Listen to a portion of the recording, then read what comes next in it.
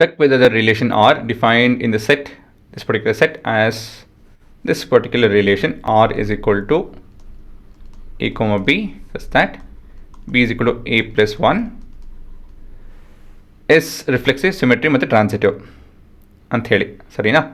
So ಇಲ್ಲಿ A and B ಎಲ್ಲಿಂದ ಬರುತ್ತೆ? ಇಲ್ಲಿ ಎ ಮತ್ತು B, it comes from set A ಇಂದ. ಸೆಟ್ ಎ ಏನು?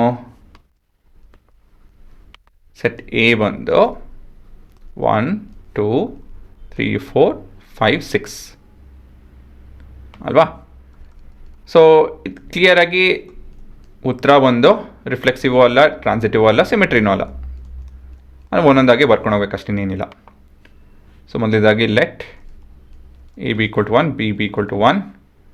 1 is clearly not equal to 1 plus 1 ಅಲ್ವಾ? ಬಿ ಬದಲಾಗಿ ಈ ಥರ ಹಾಕ್ಕೊತ ಇದೀನಿ. ಇದರಿಂದ ಏನು ಹೇಳ್ಬೋದು ನಾವು? 1, 1 does not belong to R. So ಒಂದೇ ಒಂದು ಪೇರು ಈ ಥರ ಬರಲಿಲ್ಲ ಅಂತ ಹೇಳಿದ್ರೆ, ಒಂದು ಪೇರು ಬರಲಿಲ್ಲ ಅಂತ ಹೇಳಿದ್ರೆ, ಯಾವ ಥರ ಒಂದು ಬರಲಿಲ್ಲ ಅಂದರೆ ಆರ್ ಇಸ್ ನಾಟ್ ರಿಫ್ಲೆಕ್ಸಿವ್, ಸರಿನಾ? Next check on symmetric.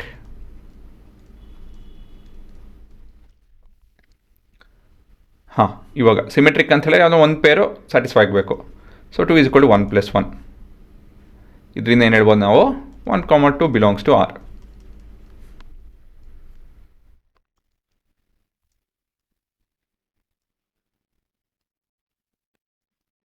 ಹಾಂ, ಸೊ ನೆಕ್ಸ್ಟು ಕನ್ಸಿಡರ್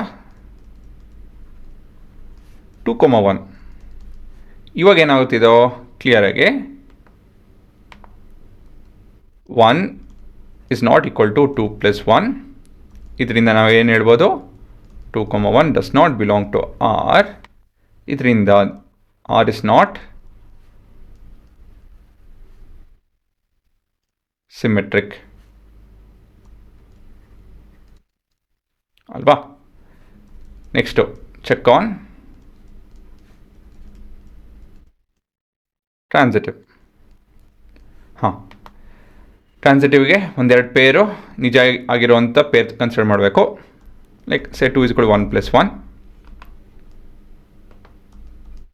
ಸೊ ಇದರಿಂದ ನಾವು 1, 2 ಬಿಲಾಂಗ್ಸ್ ಟು ಆರ್ ಅಂತ ಹೇಳ್ಬೋದು. ನೆಕ್ಸ್ಟ್ ಪೇರು 2, 3 ಅಂತ ಕನ್ಸಿಡರ್ ಮಾಡೋಣ. Next 3 is equal to 2 plus 1. So ಇದರಿಂದ ಏನು ಹೇಳ್ಬೋದು ನಾವು? 2, 3 ಬಿಲಾಂಗ್ಸ್ ಟು ಆರ್. ಸೊ ಕೊನೆಯದಾಗಿ ಇಲ್ಲಿ consider 1, 3. So 1, 3 is equal to 1 plus 1.